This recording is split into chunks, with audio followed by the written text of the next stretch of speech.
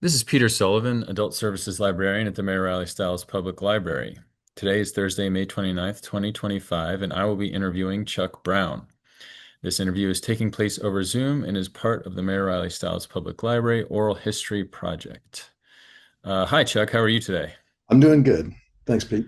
So why don't we get started? What are your early memories of Falls Church? Well, I was born and raised in Falls Church and grew up there. I know we're associated with the Brown's Hardware Store, is how we got discussing this. Like my father, I went to Madison Elementary School there in town and George Mason, which I think both of them have been taken down. Really, it's the Brown's Hardware. Being in there as a kid with my uncle running the store and all the folks that came in and I got to meet and talk to was a lot of fun. Who was your father and who was your uncle? Hugh Brown was my uncle, and my father was Horace Brown, and their father, Horace Brown Sr., took over the store when my great grandfather passed away in 1904. He came down from Loudoun County as a school teacher and started up this a general store in 1883, and it's just been in the family all those years. And it's been sold here recently to make way for something else. My uncle Hugh, he passed away in 2018. And so John Taylor's been running the store since then. He'd been working there for a long time. And what was Falls Church like during your childhood and Brown's Hardware, and how do you remember it? It was it was the same size as always been. It's been a small town surrounded by the district in Arlington and Fairfax. Uh, it was a community where you existed on Halloween. Just kids would take off and go. You didn't have to worry about them. They'd go house to house, and you play outside, be gone all day, and come back. And um, neighbors looked out after you, and there's a lot of kids in the neighborhood. Did you work at Brown's Hardware As as a a kid, child? as a Yeah. child, yeah, that was. As soon as I was able to, I enjoyed going down there. I would ride my bike to the store and get there at 7:30 in the morning, and one of the fellas there, Mr. Stedman, would let me in, and he and I would sweep the floor and get it all cleaned up so it could open at 9 o'clock. And um, have I ate my lunch with Mr. Stedman. His son wrote the book on Fence and Fireside. Oh yes, Melvin Stedman. Well, Yeah. his dad worked at the store with me, and we got to be pretty good friends and ate lunch together. And I learned a lot from him and a lot of the history of Falls Church from him. Hmm. And just the guys that would come in the store that would back then there was a fishing department, fishing and hunting supplies just inside the front door on the right. And Warren Hurst would run that, and guys would come in and just stand around and talk and hear, tell stories, and I would just sit and listen. And these guys Yeah. were interesting. It was a good time. It was a lot more friendly, I think, Yeah. growing up in there at that time. Do you remember any of those stories? Oh, well, there's one fellow that came in. We called him Skipper. He had been a Boy Scout back when the Boy Scouts first started in 1910 or 12. And so he talked about that. He talked about Falls Church, where you go somewhere and buy a beer and they throw in a free sandwich. They just old Falls Church. Yeah. And recently you donated to our Falls Church History Room here a series of ledgers. Can you talk a little bit about that and the way that people used to transact business at the store? Yes, I went to clean out Hugh's house when he passed away, and he had all these old books from the store going way on back. And I didn't want to get rid of them. I thought there was a lot of good history in there because they would record every transaction, every person that came in, and not just what they paid, but what they bought and what each item cost. And as you looked through them, you could see old Falls Church names of people that had come in there. And so I sent them to you all, and I'm sure they were musty and old. I think Hugh kept them in the crawl space over the attic or somewhere. But yeah, it was an interesting time. And did people buy things on credit, or were those purely records of the transactions? I think it was both. Those transactions go back to late 1800s, some of them, but you could see somebody came in and bought. It was a general store, so they'd buy food as well as hardware, and it would say, Mr. Church came in and bought this, and this is how much he paid for it. But growing up, a lot of people had accounts Hmm. that would come in and just say, put that on my account. And you'd write it up. And at the end of the month, I guess Hugh would try and settle up the accounts, and some worked and some didn't. I know my dad built up a pretty good amount that he owed, but he would settle up with Hugh eventually. Gotcha. Yeah. And so what years would these have been that you were, as a child, working at the store? Late 60s, early 70s. Okay. And what about the city of Falls Church? I mean, obviously there's been a lot of development over the years, but do you remember just how was the city different in the 60s and 70s when you were a child? It wasn't nearly as built up as it is now. Um, it was neighborhoods. You had Broad Street and Lee Highway were the main streets through there with the businesses. Did I don't remember any real tall buildings. There was the Fink building over behind the store was about the tallest one I can recall. Had a pharmacy in the bottom, but yeah, just walk the streets, go to the post office, go to the store. Do you have any memories of I don't know if the blacksmith was still operational when you were a child or any of the trains that used to run through Falls Church? Bob Harmon was the blacksmith. He lived right down the street from the church, and he would be sitting out on the porch. And Mm, so I'd walk to church and stop and talk to him a little bit. But I think he was the last blacksmith we had in town, right. Bob Harmon. And then there was a train that came through East End. There was a station there. At one point, I lived up on Lincoln Avenue, so the backyard butted up to the tracks, and so I knew every train that came by because I was out there playing.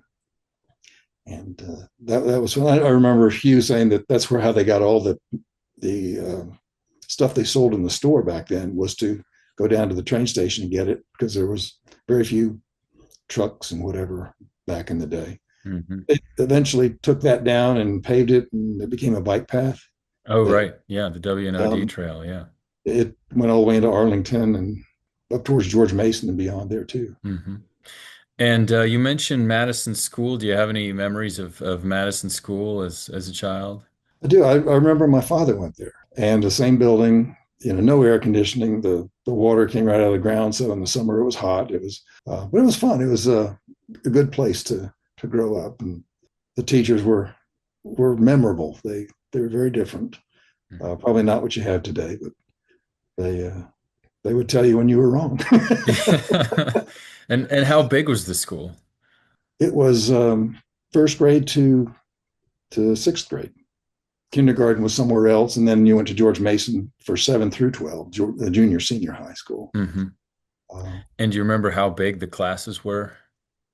we probably had 25 kids in a class, Okay. and two classes per grade, maybe. Hmm. And you mentioned the house on Lincoln Avenue. What was the address? Do you know, is the house still there? And anything you can remember about growing up there? That um, I don't remember. It was 600 block, I think. I was probably 3 or 4 when we left there, Mhm. maybe older than that because I remember the train. But we moved over to Jefferson Street on the Okay. east end, um, and that's where I grew up. That's where my friends were, and it was a cul-de-sac. Kids just played in the street. There's tons of kids, Yeah. big That sounds good. families. Yeah. Jefferson Street. Um, Anything that you can tell us about, Horace and Hugh and what they were like and what it was like to be, running this long running store in Falls Church? Sure. Like I said, my great grandfather started it in 1883, and he had 3 kids. And Horace Sr. was the middle one. He was the oldest boy. Uh, and my great grandfather told him one day when he was about 19, he said, I'm not feeling real good. I'm going to go back and lay down. And he passed away. And this was back when the store and the house were all one building, store on the right, house on the left, and they lived over both. So it was a brick place. Um, and then my father he and Hugh both went to the same Madison Elementary and the Cherry Street School. But my father was more academically inclined. So when he graduated high school, went to business college in the district for a year and then went to Virginia Tech and eventually came back to Falls Church to live. Hugh was not as academically inclined. My grandmother was from a dairy farm up in upstate New York, and he loved that. So as soon as he got out of high school, he was going to go up and be a dairy farmer in New York. But I think as a child, he'd had some sort of fever, which damaged his heart a little bit. And so I think there was some episode and he just couldn't do the strenuous work on the farm. So he came back to recuperate in Falls Church and worked in the store. And that's probably late 40s.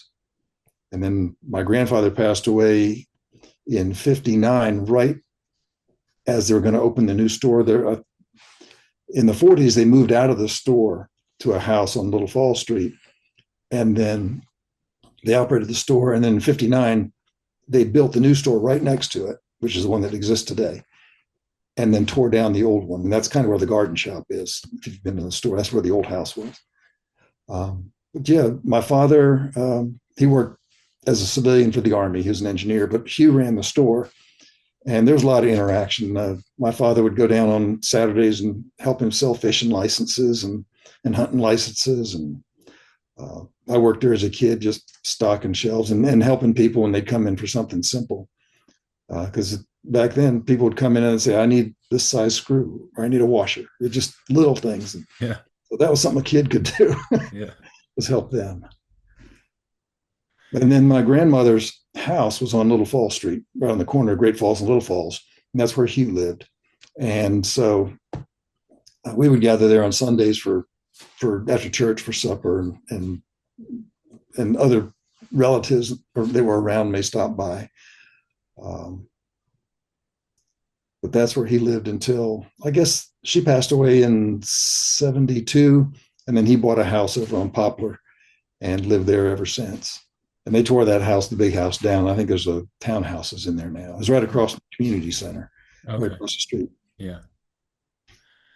And do you have any memories or stories that were passed down about like major events that happened surrounding the store? I know that there was the famous robbery in the safe that got dynamited and anything like that. I heard stories about that. Apparently, somebody in night came into the store and tried to blow the safe up, and the family was living right above it. They weren't hurt, but it damaged the safe.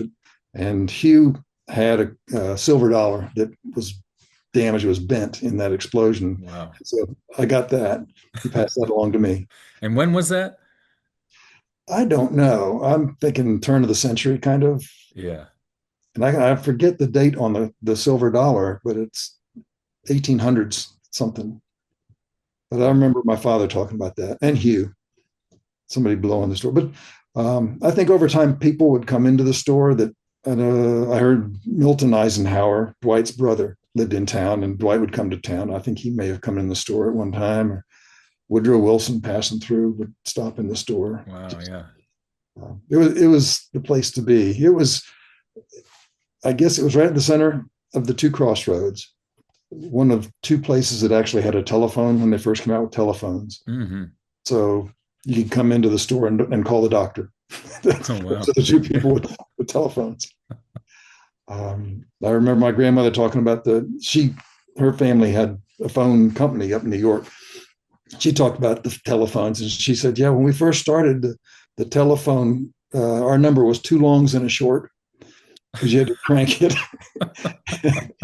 And then it became 168, and then 1168, and then 532 1168.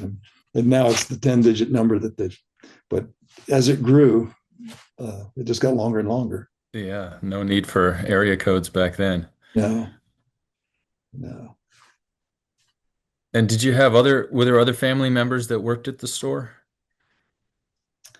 No, like I said, my great grandfather started the store, and then he had three kids. The oldest was Mary, and she married a Ryer. Then my grandfather, Horace Sr., and then he had a brother, James, who was a little bit younger. And so when Horace took over the store in 1904, he worked the store, and James went through school, and he put him through dental school. So he was a dentist in town Hmm. for years. And I think he owned the house at the end of Jefferson Street. If you drive down Jefferson, there's a big house. I think he lived there. The Bothwells owned it the whole time I was growing up. But I think it's got a plaque about the registry on the front of it. But he was the dentist in town, and then his son Jimmy Brown was a dentist. Okay. So that was my dad's first cousin, Uncle Hugh's first cousin. Uh, but my grandmother was from upstate New York, and I'm not sure how. I think my grandfather's sister Mary, she married a Ryer, and there were some Ryers in New York, and somehow she came down to visit and ended up meeting my grandfather down here, and they hit And it off. Ryer is the family name? Yeah, Ryer. Okay, gotcha.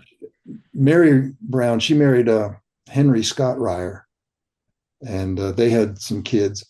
But I think in looking through ancestry, there may have been a Ryer connection back to New York, Hmm.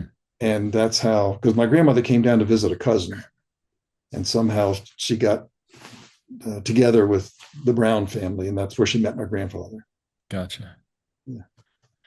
And did was it Horace or Hugh? Did one of them work at Falls Church Bank? That would have been my grandfather. Like I said, when he turned maybe 19 and his father died, he took over the store.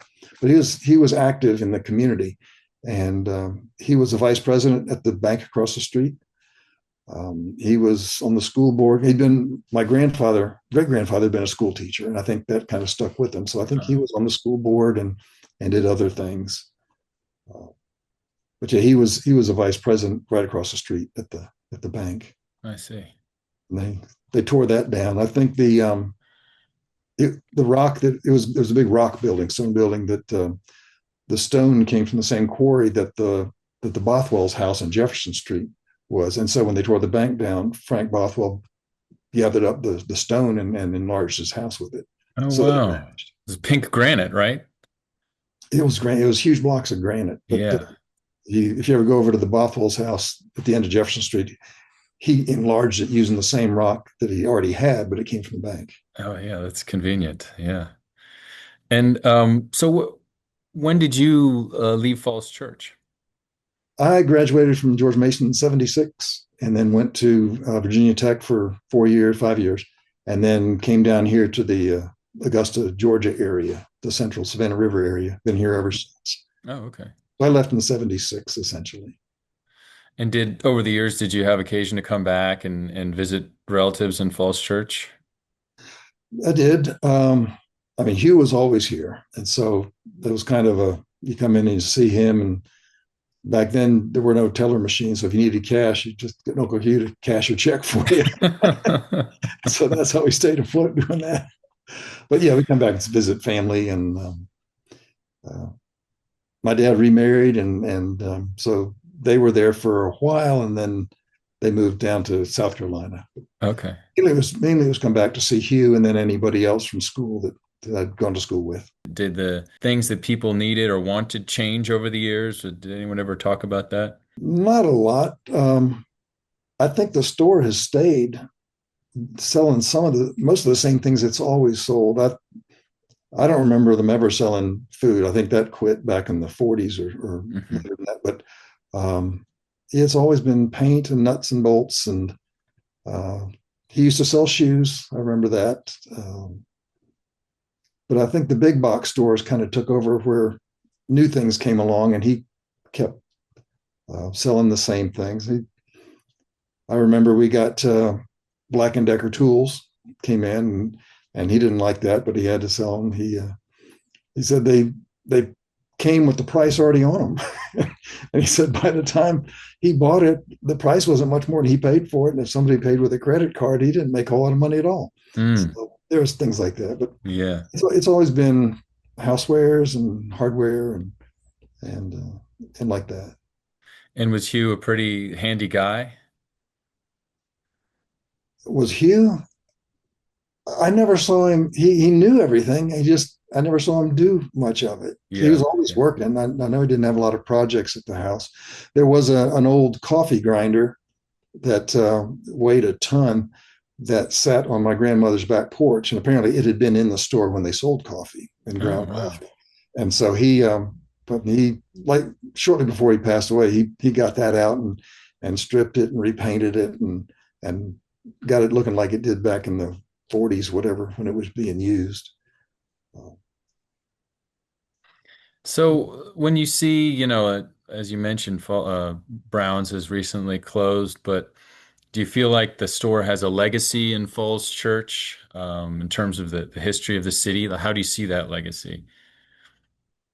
I think so. I think people will remember that place. There's the little park now, right down the street, the Mr. Brown's Park. Um, but I think there's enough people around that will remember the store, and it wasn't the big box store. You came in and you got personal attention and came away. I know Hugh and the guys that worked there were knowledgeable. Um, they were as much problem solvers as they were salespeople. They would come in and I've got a problem with this, and they'd figure out what it took. Yeah, You know, Hugh, certainly. Hugh Specific. tended to hire people that had already worked somewhere else. I know Mr. Stedman had been a mechanic, I believe, working at a car dealership over by Seven Corners. And he would hire older folks that had been around that knew their things and knew hardware. Hmm. Not a lot of young guys uh, coming up that way.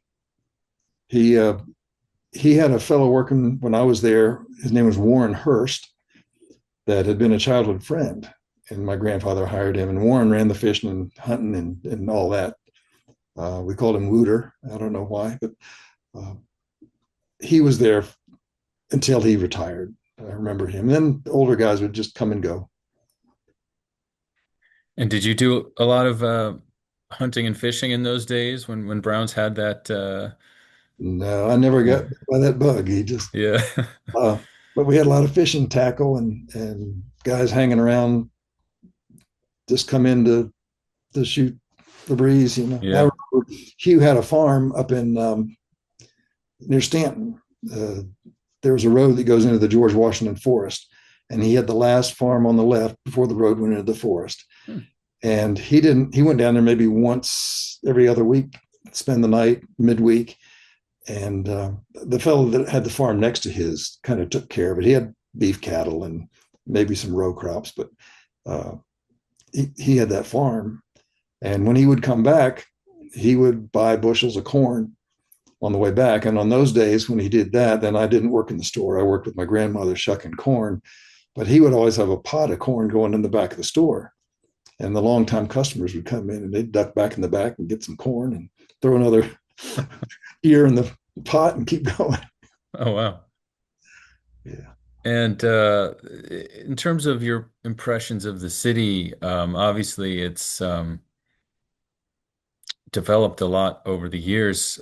How does that feel to you as someone who grew up here? What do you think when you see all the tall buildings and the new stores and everything? What is that like for you? Um, I don't recognize a lot of it. You know, the just mainly Broad Street, Lee Highway. You go down there, and everything that I remember has been replaced. And so the neighborhoods are still the neighborhoods.